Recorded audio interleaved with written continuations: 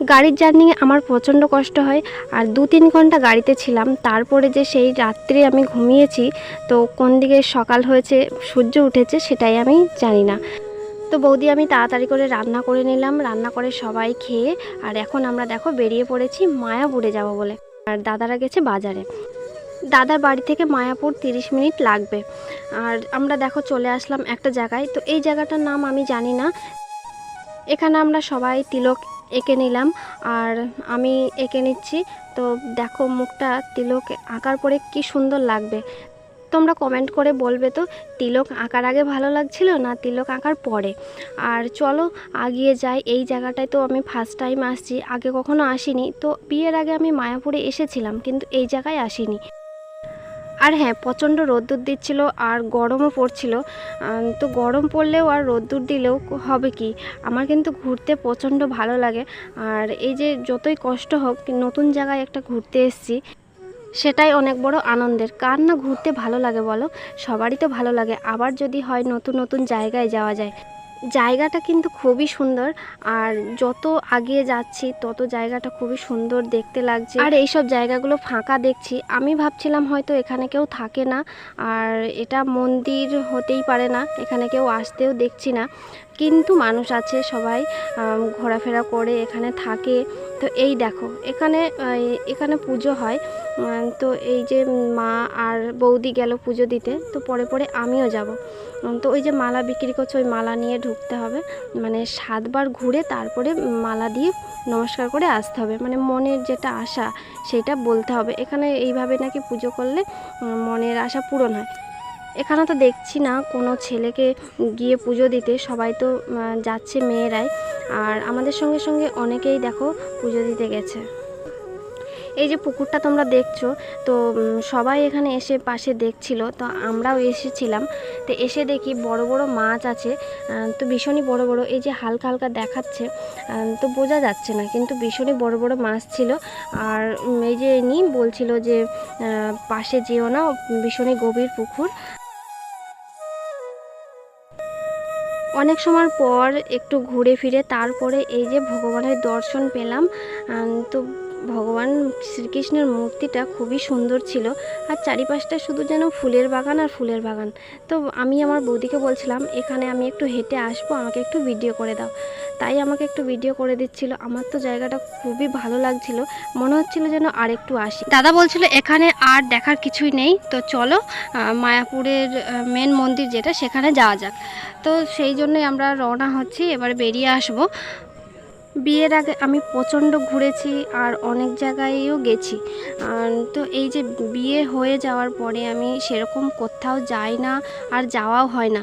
তো বিয়ের আগে আমি এত ঘুরেছিলাম, আমার গাড়ি ঘোড়ায় যেন ঘুরতে খুবই ভালো লাগতো। আর এখন কি বলো তো, সেরকম তো কোথাও যাওয়া হয় না। গাড়িতে উঠলে আমার গা গুলায়, বেশি সময় আমি গাড়িতে থাকতে পারি না। তো এই যে মায়াপুরে আসলাম, তো সারা রাস্তা আমার যেন গা গুলাচ্ছিল। বাড়ি থেকে না বেরিয়ে আমার এই অবস্থা হয়ে গেছে গাড়ি ঘোড়া না চড়ে।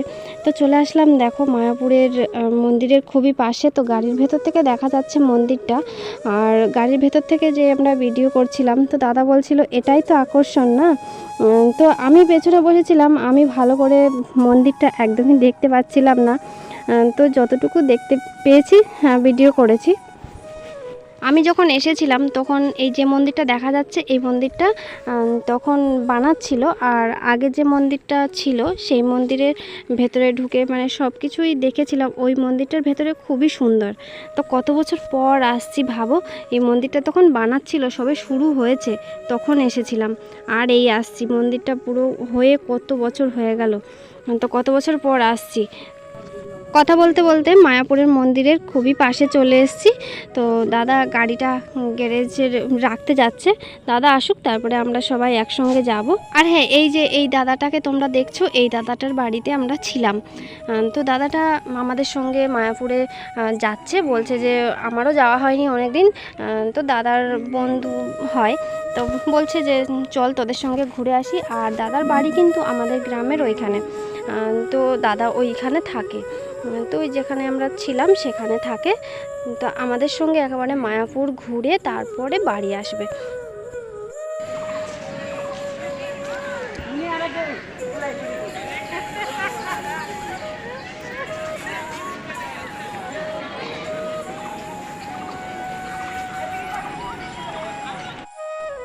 এসে আমাদের চারিপাশটা ঘুরতে আমাদের 3টে বেজে গেছে। তো এখন তো মন্দির বন্ধ, আর যে ওই দাদা বলল যে সন্ধ্যের আরতি দেখব, তো এখন তো আর ঢুকতে দেবে না, 3টে বেজে গেছে। তো দাদা বলল যে পাশেই তো নগরদ্বীপ, তো চলো নগরদ্বীপ থেকে ঘুরে আসি। তো আমিও কিন্তু নগরদ্বীপে যাইনি, আগে মায়াপুরে এসেছি কিন্তু নগরদ্বীপে যাইনি। তো আমারও খুবই আনন্দ হচ্ছিল যে নগরদ্বীপে আমারও ঘোরা হয়ে যাবে।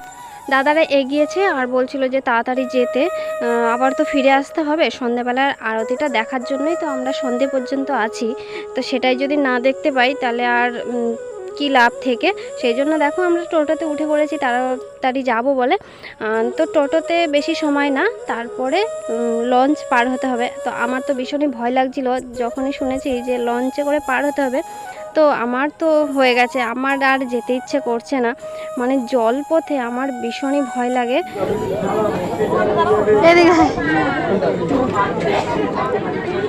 তিলক উঠে তুলেছে গো, তুলে দিয়েছে তিলক তিলক দেখ।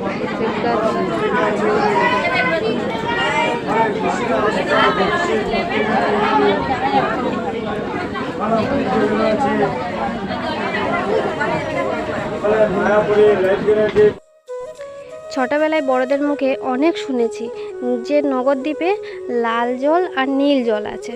তো আমি ভাবতাম লাল জল আর নীল জল একটাই নদী, কিন্তু মিশবে না, ওই পাশে লাল এই পাশে নীল। সত্যি তোমরাও নিশ্চয়ই অনেক শুনেছো। তো এই যে আমি এখানে এসে দেখলাম লাল জল কেমন আর নীল জল কেমন, তাই আমি ধারের দিকে দাঁড়িয়ে জলটা ভিডিও করছিলাম। তো একদিকে ঘোলা আর একদিকে পরিষ্কার জল, সেটা মিশবে না দুই পাশে, সেটাই সবাই বলতো যে লাল জল আর নীল জল। তো আমারও তো খুবই ভেবে ভালো লাগছিল যে আমি ওই জলটা দেখতে পারবো। তো এসে দেখি এই নগরদ্বীপে এসে আমাদের পুজো দেওয়া হয়ে গেছে। এখানে তো কোনো ক্যামেরা অন করা যাবে না, সেই জন্য আর ভিডিও করিনি। তো আমরা ফেরত যাচ্ছি, দেখো লঞ্চের টিকিট কাটা হয়ে গেছে। তো চলো আবার যেতে হবে।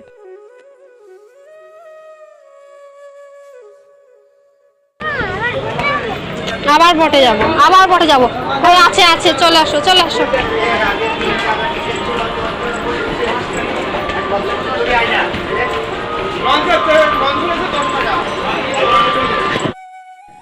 আবার আমরা ফেরত চলে আসলাম মায়াপুরে, আর প্রায় সন্ধে নেমে এসছে। তো পুকুরের ঝর্ণাটা দেখো খুবই সুন্দর লাগছিল।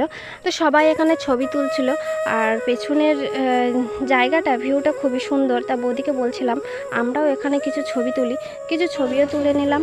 তারপরে দেখো রাস্তার দিকে ঘুরতে আসলাম, তো দেখলাম এই যে গরুর গাড়ি, তাই একটু ভিডিও করে তোমাদের দেখালাম।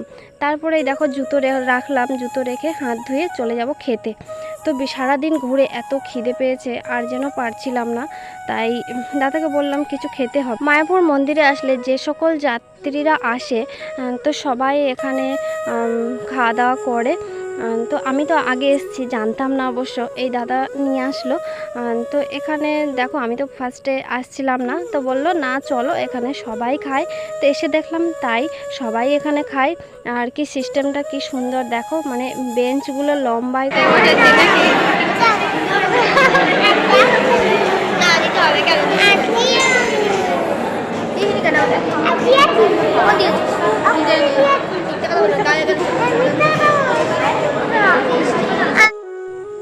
আমরা খাওয়া দাওয়া করে আর মন্দিরে তো আরতি দেখলাম। তো মন্দিরের ভেতর ঢুকতে গেলে ফোন রেখে ঢুকতে হবে, মন্দিরের ভেতরে ক্যামেরা এলাও নেই, তাই সেগুলো আর তোমাদের সঙ্গে শেয়ার করতে পারলাম না। আর এখন দেখো গাড়ির মধ্যে চলে এসেছি, পুরো অন্ধকার, তো হালকা হালকা বৃষ্টিও পড়ছিল। তো চলো এবার বাড়ির দিকে যাওয়া যাক, সারাদিন অনেক ঘোরা হয়েছে অনেক।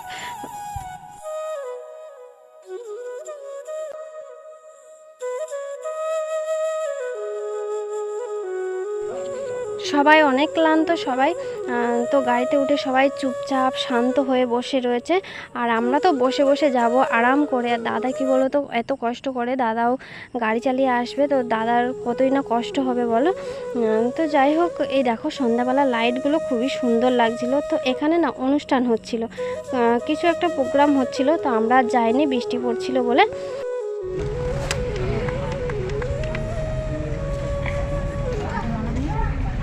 মিষ্টি কাঠ না মিললে কত ভালো হতে পারবে, তাই না?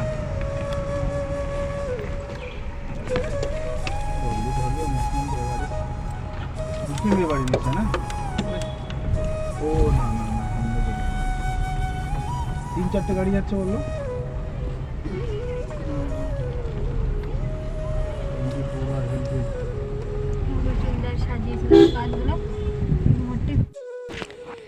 আগের দিন আমরা তো বাড়িতে ফিরিনি, সেই জন্য বাপি আমাদেরকে ফোন করেছিল আজকে আসবো কিনা। তো আজকে তো বাড়ি ফিরতেই হবে, তার বাপি আমাদের জন্য রান্না করেছিল। আমি তো খাবো না, তো বৌদিরা হয়তো খেতে পারে, আমি খাবো না। আর দেখো 12টা বাজে, এখন আমরা ফিরলাম। কেন খাবো না, ওই যে গাড়িতে থাকলে আমার গা গুলায়, তো গাড়িতে থেকে আমি যেন চোখ বন্ধ করে চুপ করেছিলাম। দাদা তাও হাড়োয়া থেকে রোল নিয়েছে, আমি নিতে বললাম, তাই যদি বাড়িতে গিয়ে ভালো লাগে শরীরটা তাহলে খাবো। আর আমার ছেলে দেখো খেতে বসে পড়েছে। তো চলো ভিডিওটা এই পর্যন্তই, ভালো লাগলে লাইক কমেন্ট শেয়ার করে দিও। আর তোমাদের সঙ্গে দেখা হচ্ছে নেক্সট ব্লগে। আর হ্যাঁ, আমি কিন্তু অনেক দিন পরে আবার ভিডিও শুরু করেছি, তোমরা আমাকে সাপোর্ট করো, পাশে থেকো সেই আগের মতো। বাই।